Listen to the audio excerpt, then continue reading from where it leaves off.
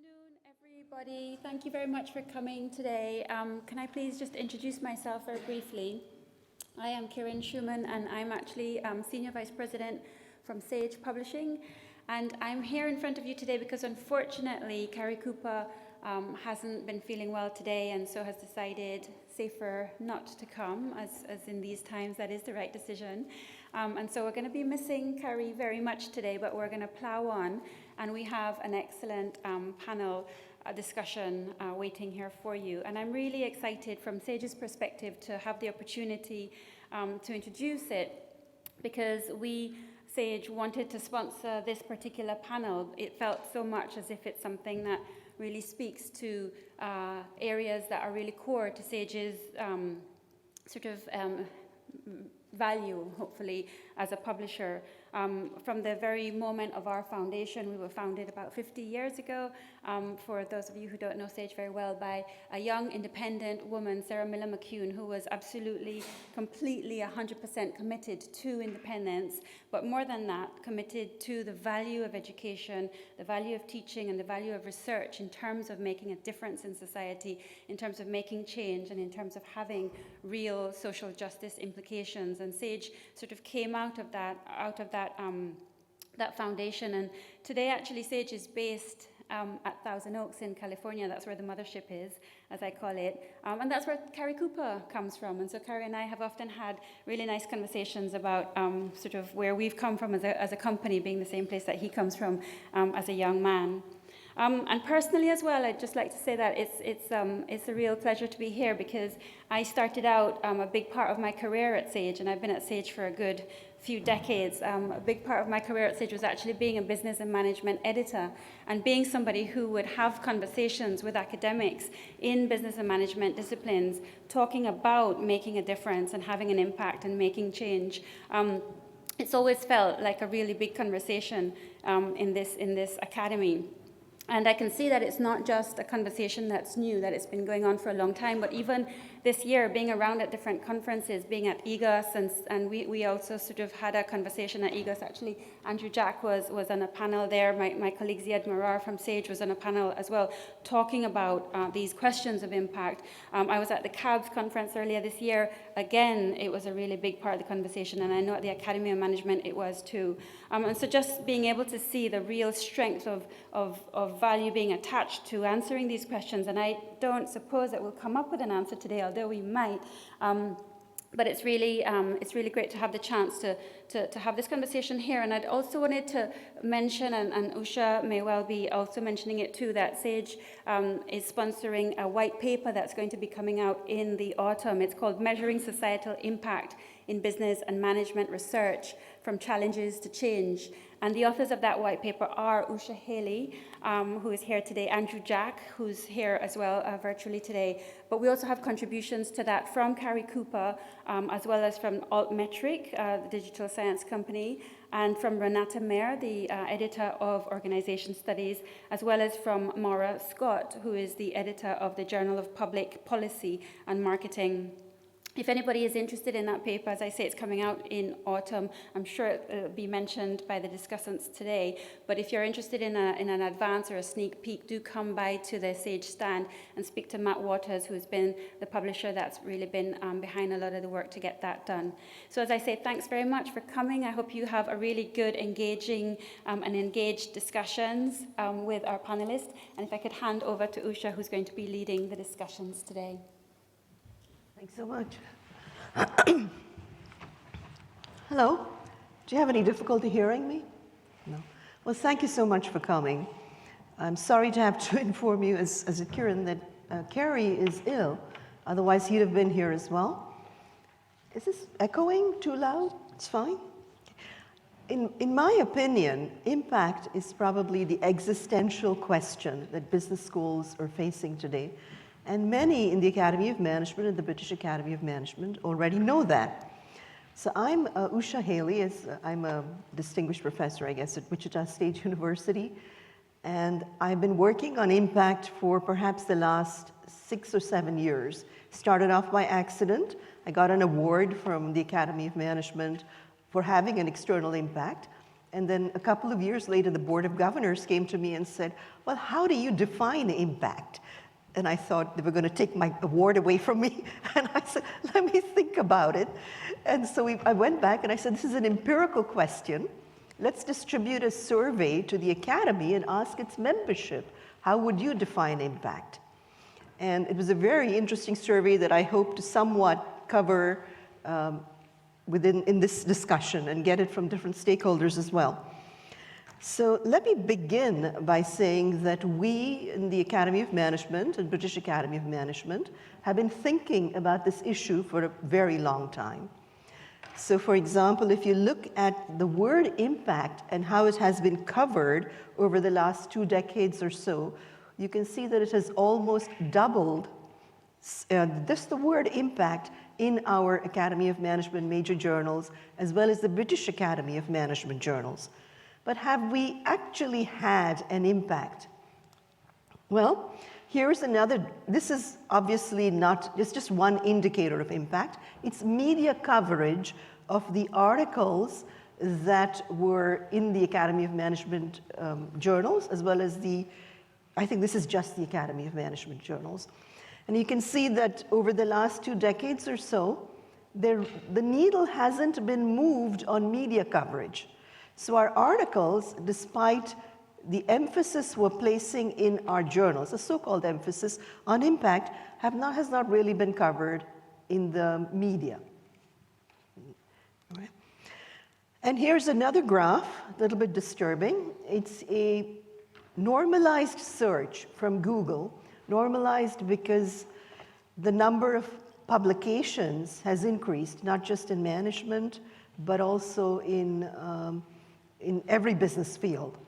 So this is normalized search of the terms in the Academy of Management journals, or just the term, the Academy of Management Journal, the Academy of Management Review, the British Academy of Management, etc. And that is kind of disturbing. It's 10% of what it was a couple of decades ago. So I think you can make an argument that the number of people out there who are listening for our research, who are listening for that tree to fall, has probably decreased, especially when you think about the number of times we talk about impact. I also did some other studies and other things where, as Kieran said, we're writing a paper, Andrew, Jack, and I, for the Financial Times. But I also participated in a very large data gathering effort with SAGE, and this was across all business schools and across the world, but the largest number of respondents were from the US, the UK, and India, where SAGE has a presence. And those are some of the things that I'd like to talk about today, because it does show that there seems to be many a slip between the cup and the lip when we actually are talking about having an impact externally. We tend to look for data for various reasons, administrative, cultural, but mostly career, where it's easy to find, rather than where the data will provide the most light for questions that will have an external impact, at questions that do matter to external stakeholders. And we're going to be talking about some of the possible solutions, because it's great to talk about problems, but maybe we also need to talk about solutions. So let me end it here and start. I've introduced myself, but I'd like to send it across to the panelists. Are they there? Is anybody out there? No? Okay, I'm talking about the panelists, the virtual panelists, Andrew Jack, who is the Financial Times editor, and Mette, who is from UN Prime. So let me stop here and let them. Mette, could you please introduce yourself and say where you're coming on this issue? Yes. Mette, of course, needs no introduction, but go ahead, please. Thank you. Thank you so much, Usha, for this welcome, and also for your very interesting first reflections on where we are. My name is Mette Morsing, and I'm very pleased, I'm so delighted to be invited for this exciting discussion here today about business schools as catalysts for change. And I have, for the past 2.5 years, been privileged with the job of heading up the United Nations PRIME, Principles for Responsible Management Education, based in New York in the UN Global Compact office. And as you will know, this is UN Global Compact's initiative for higher education, for working in our schools, with our research, with our education, and with our partnerships towards sustainable development, and of course, as it's in the current context, towards the Sustainable Development Goals. Before that, I was a professor at the Stockholm School of Economics, and before that, a professor at Copenhagen Business School. In both places, I was also the executive director of research centers of management on sustainable development, on what we then, back 20 years ago, called corporate social responsibility, and the broader context.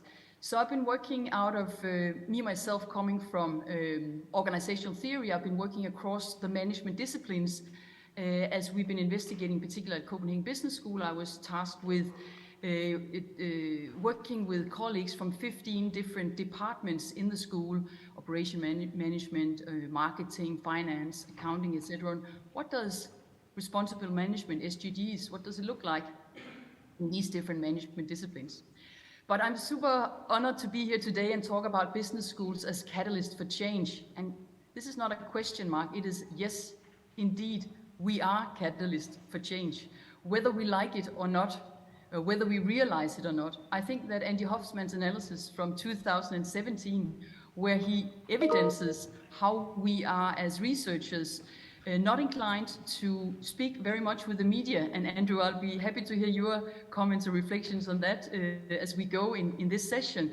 Apparently, according to Hoffman's analysis 2017, we are not inclined, we are not so eager to stand up and engage with the media, speak about our research ambitions and our research results in order to and potentially engage in that change needed. So I think this is something that we really need to take seriously. And yet, at the same time, we know that we are catalysts for change. The question is what kind of change it is that we are catalyzing. So let me just start by showing you, I've only got 2 slides here for my first remarks here. And the first one is this slide about what is it that we as business schools, and in particular, if I put on my prime lens, what is it that we are focusing on as our, we say, tool and our framework. We are there to set a tone, to inspire, to stimulate a curriculum change in the curriculum. We know that the world is on fire, as some of our colleagues have evidenced many times. We know that there is a severe climate change. We know we have huge problems about diversity, equity, and inclusion. We know that the finance, the money is not directed in the right directions to ensure a green transition. Yet at the same time, it seems like we think that this is something that somebody else will teach. Climate change is for the biologists or for the engineers and not the business school. I think we need to revise our curriculum and have a curriculum change. The second trend that we are working on is, of course, or the second framework here we're working on is, of course, the skill set development. And the skill set development is the skill set amongst our students, but it is indeed also the skill set amongst our faculty. I'll get back to that a little bit in my second slide. The third framework we're looking upon, or the third issue, is practical relevance. Way too often when I'm traveling and visiting our schools around the world, I'm sort of tasked with the question of, or challenged with the question of, why is it that we in the Global South, in Africa, are presented with case studies that are perhaps 10 years old, perhaps 15 years old, and that, by the way, comes out of a North American or a European context. These case studies, or these theories even, and frameworks, are too often not of practical relevance, or practical also meaning timely, here and now, and geographically relevant. The fourth issue I'm going to focus upon here is the impact, the global impact. I've sort of taken with my team and with the 860 business schools that we have as prime signatories from around the world on the agenda of discussing what does impact mean for us as business schools. One thing is individually when business schools submit their biannual report to Prime, They're sharing information on progress report that they submit every second year. But what do these reports collectively, what kind of narrative do they add up to inform the rest of the world the kind of impact that we as a sector, as a business school, education and research sector actually contribute to the world? This is a bit unclear right now, and we're working with, for the past 1.5 years, we've been working on with a group of 14 people from around the world to revise the SIP report to make it more, you could sort of say, actually help us account for that global narrative of what is the impact of business schools. I think that our friends in the natural sciences, our friends in the engineering sciences are much better than we are in the business school sector to account for their impact. So we need to step up. You can see here on the lower end of my slide here, on the bottom of my slide, I just got this number, actually been looking for it for quite some time, but here is the number about the importance of business schools. It turns out, according to UNESCO data, that 30% of the world's tertiary education students, higher education institutions, they actually study business, management, and economics. This is 1/3 of every undergraduate or graduate, that we grant a degree every year. 1/3 comes from our business schools. It adds up to almost 70 million graduates each year that comes out with a management school degree. And we are by far the largest field of study in that respect. So I think that also a good number to remember about the importance of our impact. The second slide I'm going to show, and the last slide I'm going to show here today is the 5 trends that we are exploring in the PRIME context. We are focusing here on the need for us as business schools to redefine what success means. Success for us as business schools, and success also for what business success means. For us as business schools, I think we have a challenge because we are, many of us, ranked by rankings that are putting a tremendous weight on the increase and the fast increase of the salary of our students once they graduate after the first 2-3 years. That sort of increase in salary will, to a high degree, define if we are ranked in the top end or if we are in the low end of the rankings. That creates a kind of you could sort of say, me first attitude, us asking our students, or whether we ask it explicitly or implicitly, but alluding to our students to go out and get that salary increase fast, so we will benefit as business schools and get on the top of the ranking. That's a challenge of success for business schools. The other way, or the other kind of the success I want to mention here, is the success for what it means to be a successful business leader. Right now in the business curriculum, as we know, there's a strong focus on short-termism and on shareholder supremacy. And I'm not saying that this should be absolutely eradicated from the curriculum. I'm just saying that this is the focus of what success means. So we need to review, we need to redefine what the successful business and business leader is. Second S is about society. I remember when the stakeholder model, Ed Freeman's stakeholder model, was introduced many years ago, probably a little later than 1984, his book, but when it arrived in business schools, we were very happy to have the stakeholder model introduced. But remember what the stakeholder model looks like. It has the corporation at the center. So the corporation still is viewed upon the center of our pursuit. But just imagine if we put the society, the planet with the society at the center of that stakeholder model, and business as one of the agents with its all its tools, its frameworks, and of course its economic profit as well. If it is thinking about society as its ultimate goal, you could say. What would our curriculum look like? How would that influence the marketing curriculum? How would that influence the finance curriculum, the accounting curriculum, etc.? So I think that is the way we should review our curriculum. The third S is about skill set. And this is about skill set I talked about in my first slide, the skill set of us as faculty. I don't know how many hours of training that you have had as a faculty in teaching. You know, if you have 10 students in the classroom or 500 students in the classroom. I can speak for myself as a professor over 20 years. I had zero education of educating. I had no training of training. So I think that there may still be some like me out there. I know that there's a lot of faculty development going on in a lot of schools, but not enough. So we need more training for faculty to engage these wicked problems and to engage the students, not just the students' cognitive skill set, but also their social and interpersonal skill set, their emotional skill set, as I hear from businesses, is very needed, as well as their creative skill sets. So we need to focus on skill sets, not just knowledge. The fourth is about the South, and I'll stop in a minute. The fourth is about the South, and I have myself been very impressed and very inspired by being fortunate enough to travel to business schools and talk to deans and professors and students, not just from the global north, but also from the global south here over the past couple of years. And I have met a tremendous amount of, and Usha, you talked about solutions for impact. And what I meet when I travel in the South is solutions for impact. Impact is happening in each classroom session. It is happening in each student project. It is not difficult to account for, as I can speak for myself being a professor in the so-called global north, where we are discussing what does impact actually mean? When do we not have an impact apart from our Google Scholar citations?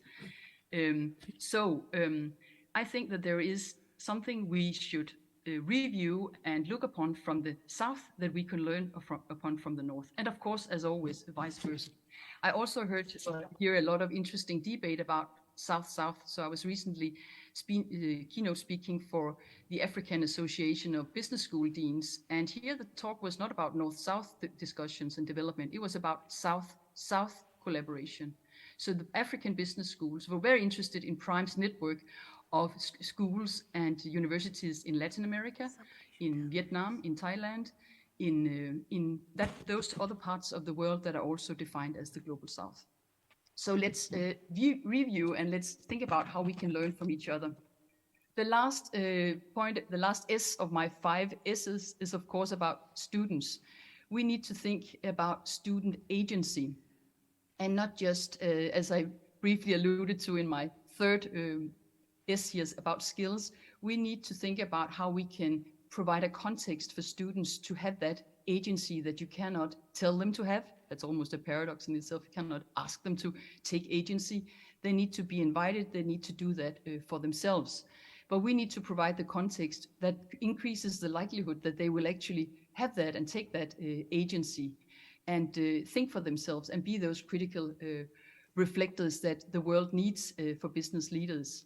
And I've told this story before, but I will always remember at Stockholm School of Economics, when 7 students entered my room and asked me to join them on the Friday to listen to their 1-hour critical presentation for all of us professors. And we went there, and they had meticulously gone through the whole curriculum, all courses in the school, and they showed us 90 concrete examples of how we could improve our curriculum to put climate change on the top of the agenda.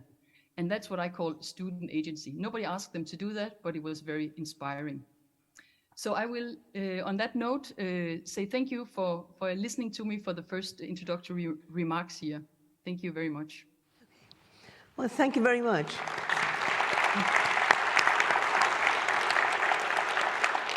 Well, that was very inspiring. So I want to go right away to Gillian Drakeford, who's the former CEO of Ikea. And Gillian, I have a question. Has Andrew joined us? Okay, he has. Well, this one's for Andrew as well. So, hi, Andrew. Hi there. So this one's for you, Gillian. Okay. Do you think management research and business research has had an external impact? How and why? Okay. And it's the same one for you, Andrew. Should I introduce myself first? Please, do go ahead. So I come from the other extreme. I'm out there in the reality of the everyday. My background is that I worked for Ikea for over 30 years. I've worked as an international retailer. I had 2 roles as CEO, one in China, one in UK and Ireland. And my last role was actually working globally with consumer experience. When Professor Cooper asked me to sit on this panel, I suddenly thought to myself, oh, what has been my interaction with business schools and research?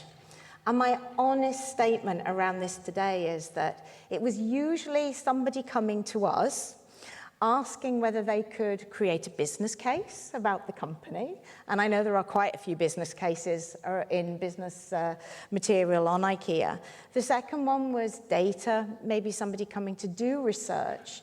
But I often felt that actually we put an awful lot in to provide data, knowledge of how we worked and how we saw things. But quite often when we got the output, I never felt that there was a real sort of something we could take with us. How could we translate that into something that would help us move our business forward? And that was really my interaction during my time working for Ikea. And it makes me think, actually, is that one of the reasons we would never actually go to speak to business schools was actually this disconnect between the academic world and actually having something that was translated in a way that actually could make sense for us, where we could put it into solutions and actually have impact from my perspective, which was actually in meetings with consumers and our impact on society. So I think for me, I come from a very different place. I see the opportunity. And one of the reasons I see the opportunity is that we are sitting with so many big questions that no one silo can answer on their own. And actually, probably the way that we've been trying to come together, research, often into management consultancies, then into connecting into businesses, that actually we can't work like that from my perspective in the future. It's how do we get everybody in the room, different perspectives, then we learn from each other, and actually we can move quicker. So I think it's a huge opportunity, but I would say that quite often many of the things, the ideation, the thoughts that you have, it takes too long to get into the system. And I think that's where an opportunity sits for the future. And that's also quite sad, because the survey that we just did with SAGE, 83% of academics said that they wanted their research to have external impact and to reach to people outside of academics. 93% said that they thought the goal of research was to have a positive impact on society. Yet, they said only about a third of them said that they were supported by administrators in that effort. So although administrators and academics, as I just showed, talk a lot about impact, when it comes to actually doling out the perquisites of academics, which are tenure, promotion, research money, or anything else, and a third said that they were not supported in any way. So then they finally came up, 63% said they write because it helps their career. And how does it help their career? I mean, I'm sorry, I do have a lot of figures that I keep throwing out. The Times Higher Education survey that was just put out 2 weeks ago or 3 weeks ago, that said that that administrators primarily look at journal rankings, not even citations anymore, but journal rankings. So, Andrew, are you there? What do you think? I know you have strong opinions. Do you think management? Yes. Sorry, go ahead with your question. The question was, first, introduce yourself. And then the second was, what do you think? Do you think management and business research has had an external impact? Why and how? Yeah, so I'm Andrew Jack at the Financial Times, and I write about global education, including significantly about business education, including various sort of projects, including the overhaul that we're doing at the moment of our rankings of business schools. First of all, I'd say, yes, I mean, I totally agree that the role of the business school should be to have societal impact. And actually, I would argue that the most significant impact for the largest numbers of the business school should be on its teaching, and through that to its students, whether for masters, for undergraduate business, or indeed for executive education and broader education. That's the fundamental place of the interaction of the greatest number of research minds and insights with the world of practice. But of course, equally, the operations, the wider projects of schools, the way in which they conduct their own affairs, and then the research output directly of academics is fundamental.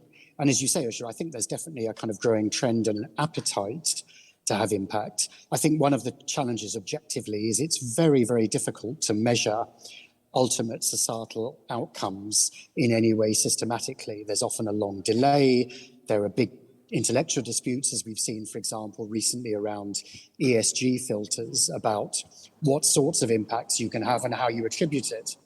And I think there's a structural issue around the organization of perhaps the business school faculties, which puts them really at almost the opposite extreme to, for example, let's say medical and health faculties within universities.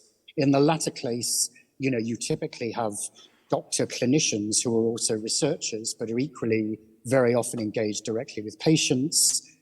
You have a very intense demand and pressure from external funders to go from fundamental research to the development, for example, of a new treatment.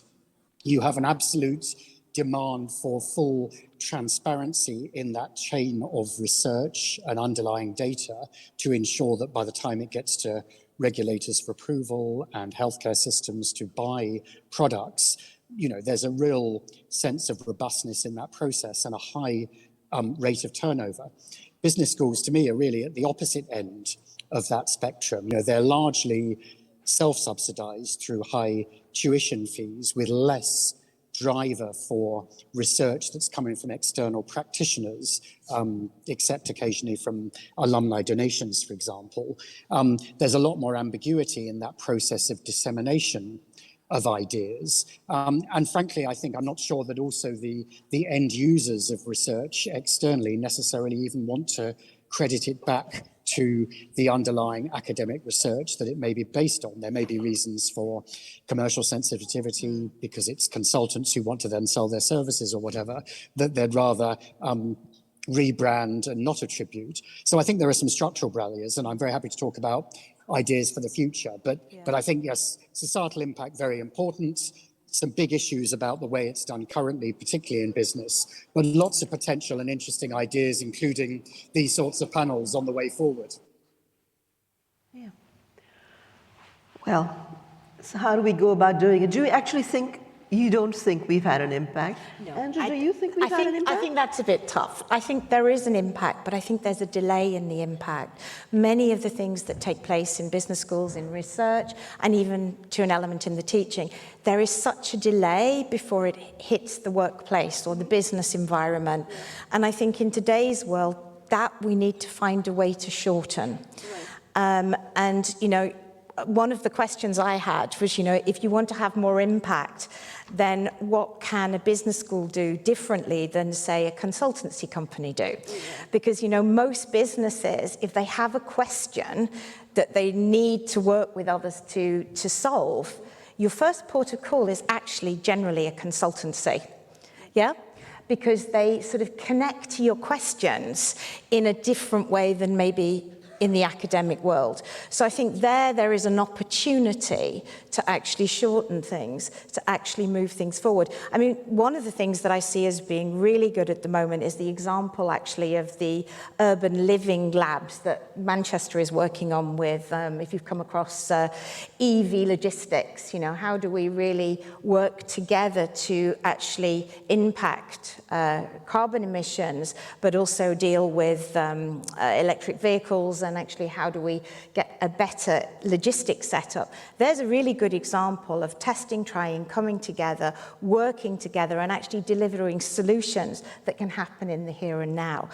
Coming from my environment, that would be more of what I would like to see, because then that's a win-win not only from a commercial perspective, but also from a societal aspect. Yeah, but the irony of this thing is that while you're rewarded for writing about impact, especially in the major journals, if you actually have an impact, especially in the US, you may be punished for it.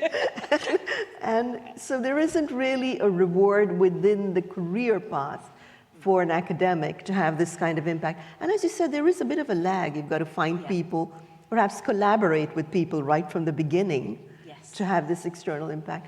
So I do think, I mean, and this is just my opinion, that there's probably a sort of the weak link is the reward system and the career path that most academics have to pursue. You've got to get those journals. I think Sure, but I think, does anybody, I'm going to ask the other panelists. Andrew, do you have something to say, or Mette? Anything to contribute? No, I think it's a wonderful example with the labs that you mentioned. I think it has a huge potential. It is not, as we said, it's not in the incentive structure. It's not something that is particularly rewarded. It is oftentimes done by passionate, individuals who, with their students, I think that's important to mention, with their students, go and engage with businesses. So this becomes a part of a course or a program that you actually engage with businesses who benefit on both sides. I think that what you're also talking about here is the importance of time. So I think that there is research that is immediately applicable, if you like, that is less rewarded than the more long-term research that is long-term, you could say, and potential impact.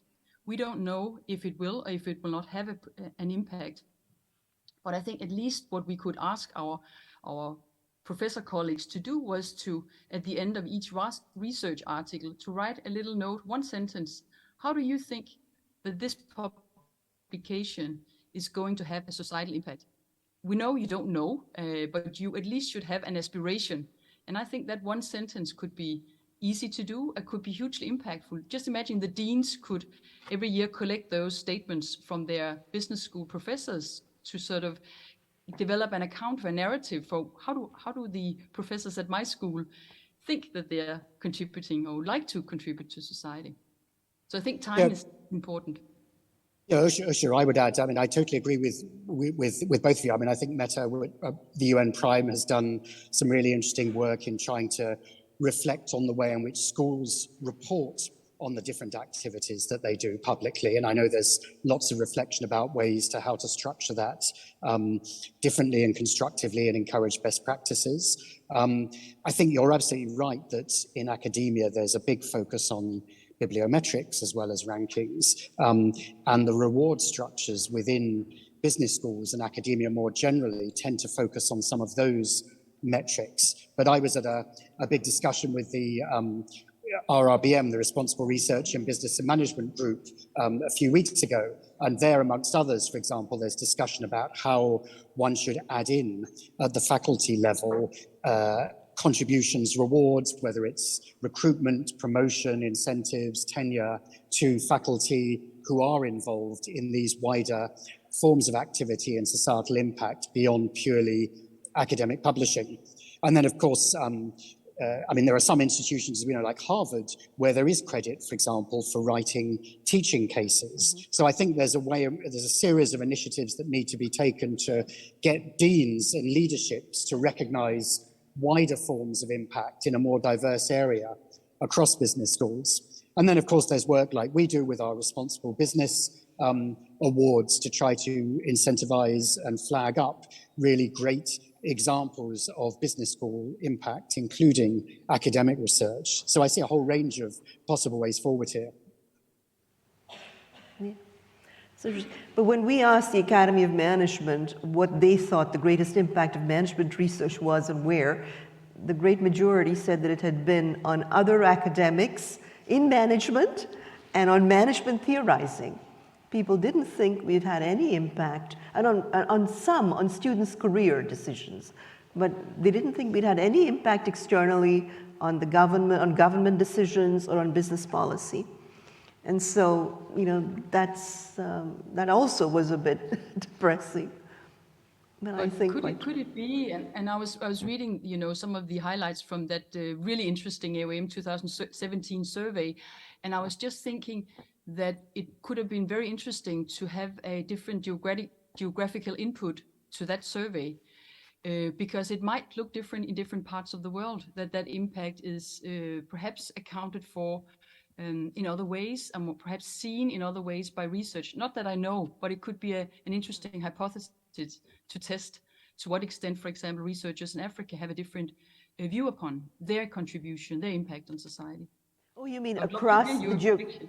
But we actually did. This was across all geographic regions for both the SAGE survey as well as the Academy of Management survey.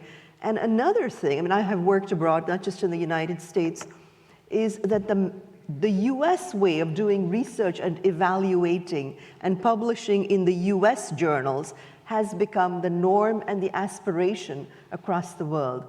So that too is a little scary, because I worked in Asia, and they have different strengths which don't really correlate with publishing in US journals, not the major journals. And so that there is a colonization of education going on, and that is the US-based way, has become the dominant way across the world. So, yeah, sorry. I think you need a mic, though. Just a point, ask people to wait. The online participants will only hear when they have the mic, so please wait for the mic. So, hello, I'm Rosina Watson. I'm head of the Sustainability Group at Cranfield University in the UK. I'm an ex-practitioner, I'm ex-Argos turned academic, so I'm really passionate about impact, but primarily I see that happening through teaching. So I've got an example and a question. So I think in the UK, the apprenticeship government scheme is a real opportunity to shortcut. So we have an MSc Sustainability at Cranfield. Everybody on the course is a sustainability professional in a role.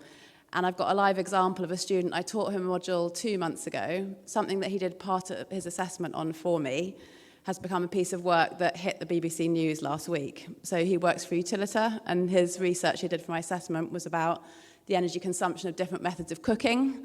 And my husband this morning said, did you know that microwaves use 10% of the energy than an oven? And I said, that was my student who did that work that now has come into the mainstream 2 months after the work was done. So that's inspiring to me. So every module can have an impact in 50 companies that month. That to me would be where it sits. There is a connection, Yeah. because I also support the apprenticeship way of working with the MSc. My daughter's on one here, actually. And that connection is she's in the role, but she's learning at the same time. So she takes the theory together with the practice, and then you have impact. So I think I'm with you. The question is, how do you measure that? I've got lots of stories. Yeah. But how do you kind of aggregate up those stories?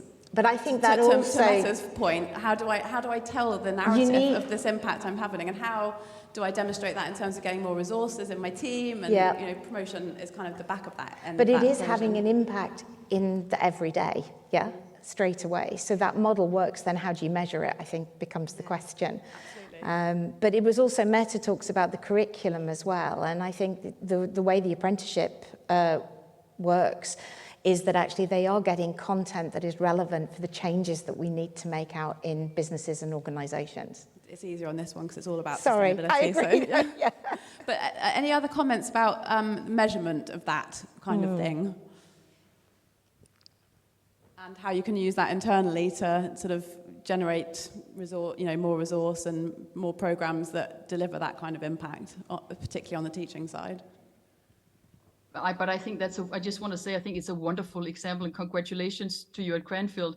I think it's a wonderful example of those little unnoticed, unappreciated, unawarded, parts that happen in the classroom and then is taken further on into practice. And the question is, how do we sort of collect, how do we make that known? I think that the UK REF system, and I know because a friend of mine is on the national REF system and has been looking into the impact of universities over the past years. And I think it's very, very interesting to see how the British business schools and universities now are trying to, for the first time, account for their impact. I think that the AACSB push as well for the AACSB accredited schools to account for the impact is also gently nudging in the same direction. So I think that we are on the same route. We can argue if it's fast enough, but we're definitely on the right direction. Just one thing to add. I mean, I think, yeah, I agree. I think that sounds like a great example. The only kind of thing I would say, though, is that please don't just, I say this against myself, please don't think simply that the pickup in the media should be seen as the impact. You know, the media or other forms of communication of academic research beyond academic journals should only be one step towards actually bringing about change. So I guess the next thing to do is think about how to build, for example, a wider model of research into practice that might actually think about, you know, public awareness campaigns, marketing, ways to kind of then embed that idea of how to save energy, how to work with manufacturers or indeed retailers to think about, you know, substitution, in this case, perhaps of microwaves for conventional ovens. You know, so I think we really need to start thinking the next structural steps down the chain from idea to dissemination to actual implementation. But I think those sorts of projects, and the more interaction one can have, whether it's students with the world of work, and we talked about with apprenticeships, but equally academics having continuing direct engagement and involving business or government organizations or the NGO in the conceptualization of the research from the start to identify both useful projects and useful pathways is really important. Yeah. But I think also, like Gillian, and again, back to what you said before about working with businesses or working with consultants rather, once there is a good project with a business school, of course, it would also be wonderful if we could think about how businesses could be helpful to do what you're saying, Andrew, to help us sort of communicate and scale, if you like, inspire other businesses to engage. I'd love to hear your reflections on that. No, I think that was one of the reflections I had actually, was why did we go to consultants and why did we not actually embrace the business school? And I think it was probably a lot of the time is the awareness and knowledge of what is going on. Yeah. Do we have a question around a topic that is actually being researched? So I think that is part of, when I look at it, is how could the business schools be better connected potentially into businesses in their community or in the wider world to actually understand where the connections are to work together. Because I think from my perspective, if we don't know, you're not necessarily interacting in the world where those conversations happen. And I think that's important for the future, because I also believe that there is a role for consultancy, there is a role for business schools, and there are a role for the businesses and organizations that need to implement that change. And actually, if you could bring those people together for the discussions, as Andrew says at the beginning of, during the ideation, what is it we need to do and how do we make it happen? Then I think we could move much quicker, and then it would be more scalable as well. But then would administrators buy into it and include it as part of the evaluation of a career? I used to work for a company where the founder really had a problem with administrators. And he had like 3 roles that he thought was most important. And actually, I think we have to overcome that, because actually the administrators should be in support of making things happen rather than preventing it. So maybe that would be, and I don't know so much about the administration within a business school, but they should be there to support and enable. Yeah? They pay lip service. Exactly. Yeah, my question and point is about what we could learn from other disciplines. Earlier we heard from Andrew, and he mentioned medical schools or medical research. And I work in a design school, although my specialization's fashion marketing. And the design school does things quite differently in terms of how we evaluate research. It's much more generous in terms of what an output is, and it's certainly more generous in terms of getting things across to a wider audience.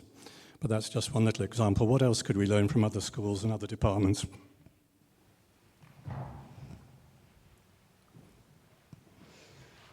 For me? Yes, I think so. What else can we learn?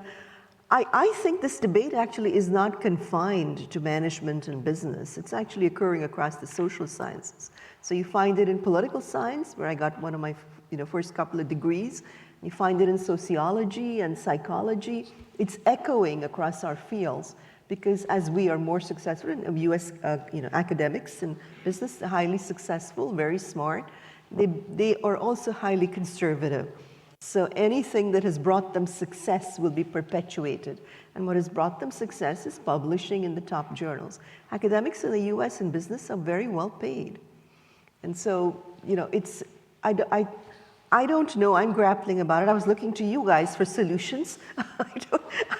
I'm not sure which, where the solutions are.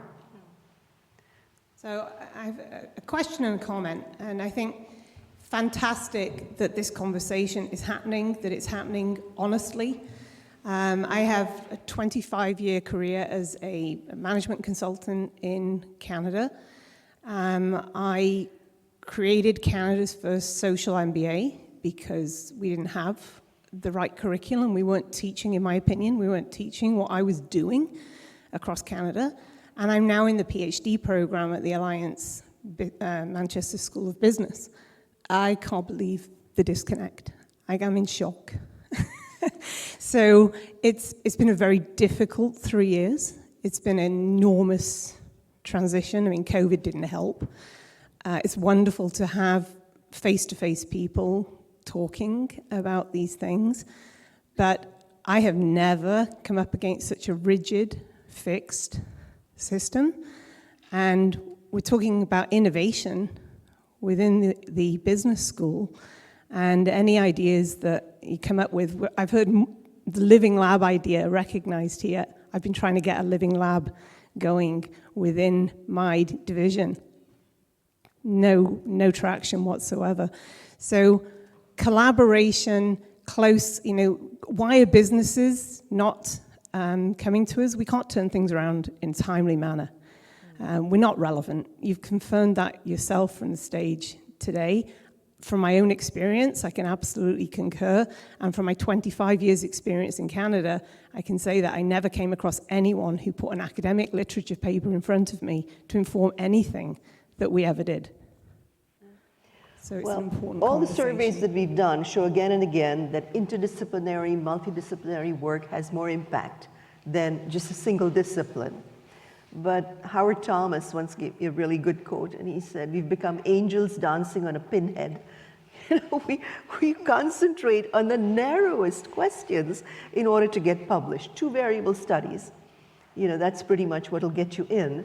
And those are unlikely to have any kind of impact.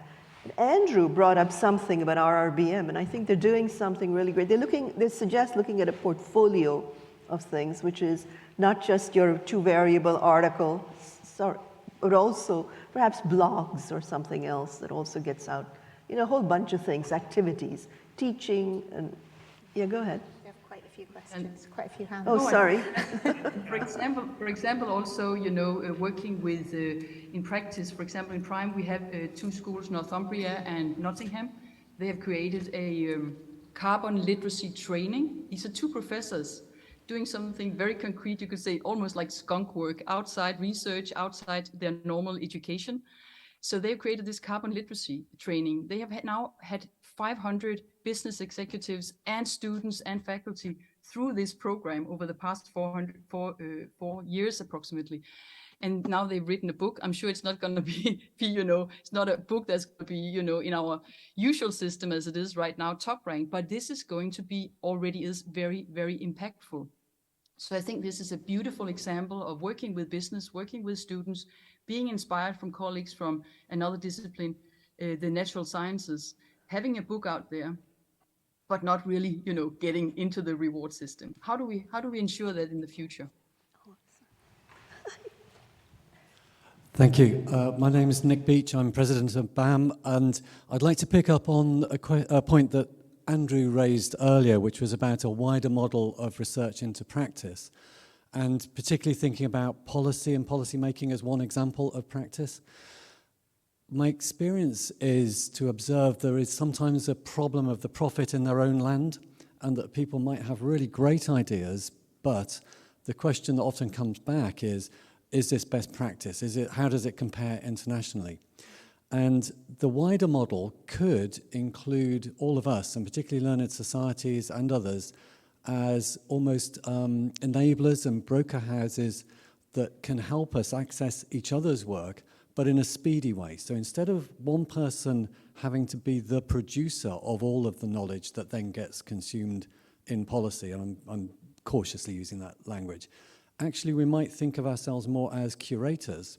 And if we had very speedy operating networks in which we could say, here is a question that is being looked at by a business or in policy, but within 2 weeks we need to have a couple of ideas, international examples, cases that we could then draw on to pull together a short and pithy response, then I think we could do something slightly differently, which would be we would learn from consultants. In other words, we're trying to answer a direct question, but with evidence that's usable from around the world, so we get over the profit problem. But lastly, Usha, you raised the question about reward structures, and I think that's absolutely crucial. This would be the sort of thing that could be measured, because actually what people are doing is contributing knowledge, cases, ideas, examples, and the more that those are picked up and used by others, that is easily measurable and actually could be rewardable if business schools, but actually universities, were to start thinking differently about it. So it's a bit of a proposal, but I suppose my question is, to what extent would people be interested in trying to get that sort of thing going, and what are the opportunities or potentially the barriers to doing it that you would see? Yeah. Do you want like a 30-second epiphany or something?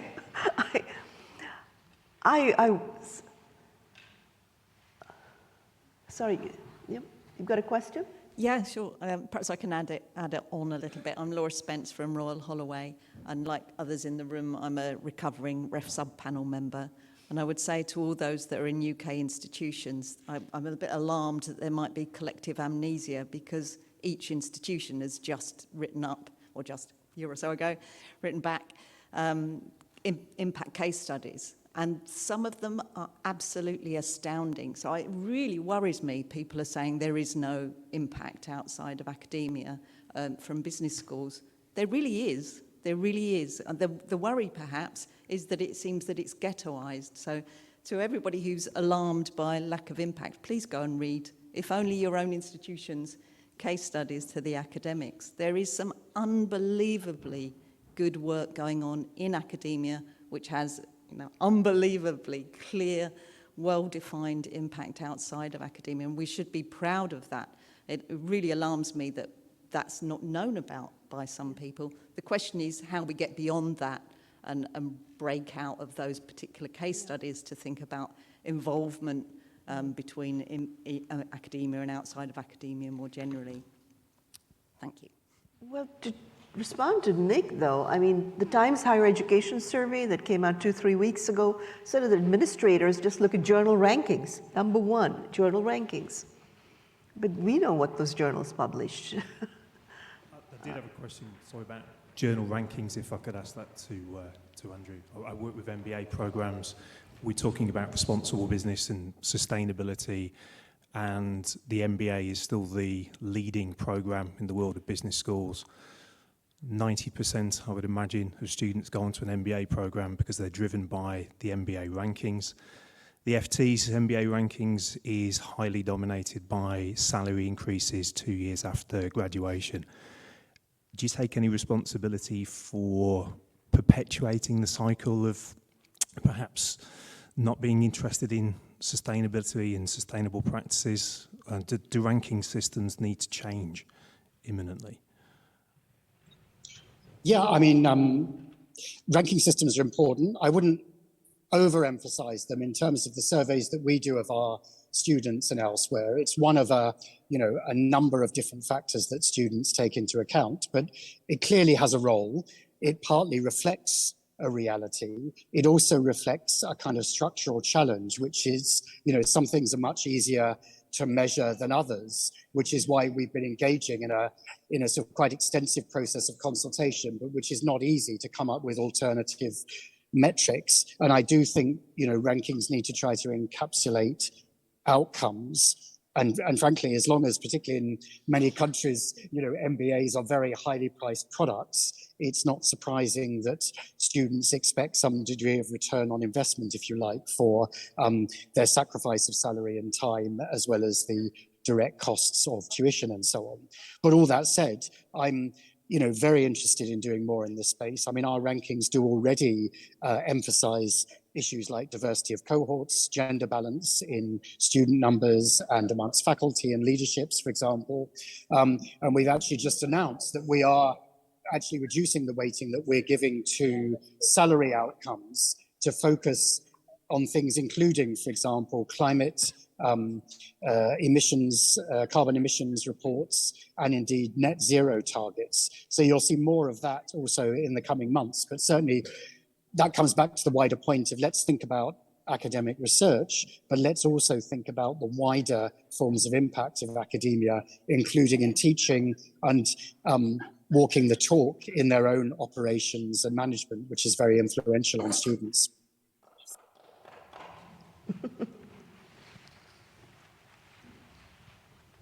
Hello? One final, can I come in with a question? Yeah. Simon Hayward from Manchester and Accenture. The Academy of Medical Science, perhaps a different academy, has a really interesting program that brings together professors and leaders from across the medical sciences, so from universities, government, commercial organisations and the NHS, to drive a level of collaboration to accelerate research outcomes with some quite dramatic impact. So do you think that BAM could perhaps take a catalytic role and drive greater collaboration across the management world to the benefit of to the benefit of all? And who is this question directed? I think Nick would be the great person to answer that one. It was Nick. Picks up on Nick's point. Yeah. Nick? Well, yes is the very short answer given the time. I think it's one of the criteria we should look at, along with having themes that are working. Yes is the very short answer.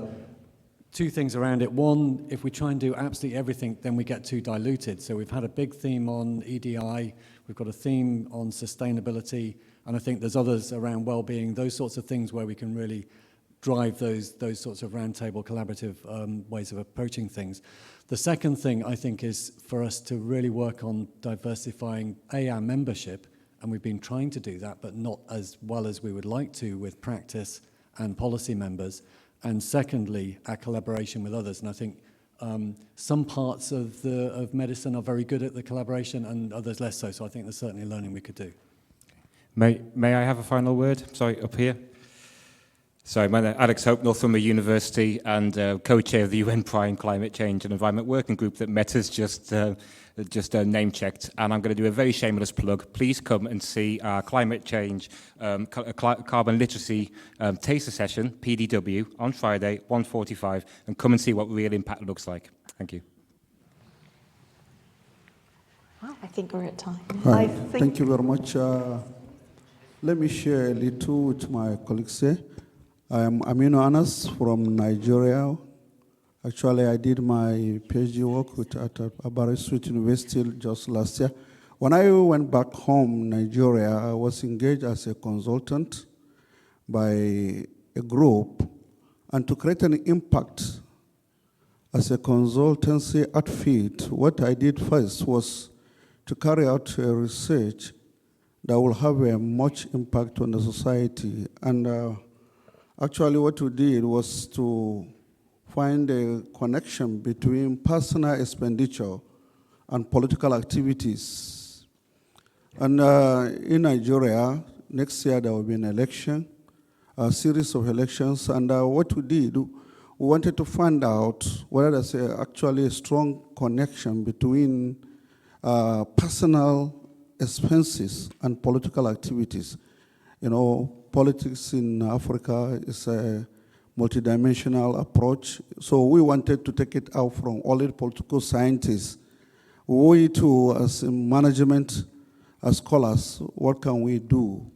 And fantastically, the outcome generated a lot of discussion within the scholars of management, you know.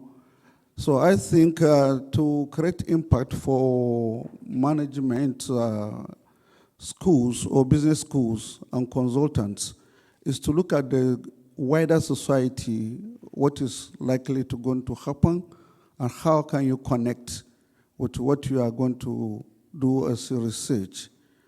One area that I would like also to hear from here is what is the post-COVID plan for BAM in respect to research for micro, small and business, particularly in the South.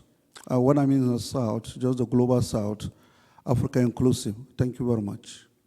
I hate to interrupt this. It was a good question. We're here to discuss for a while if you'd like, but the session was over about 10 minutes ago. So thank you so much for coming. Appreciate it. You know where to get us. Only send good comments. I'm not interested in any negative comments. Oh, you know how to get hold of us. Thank you very much.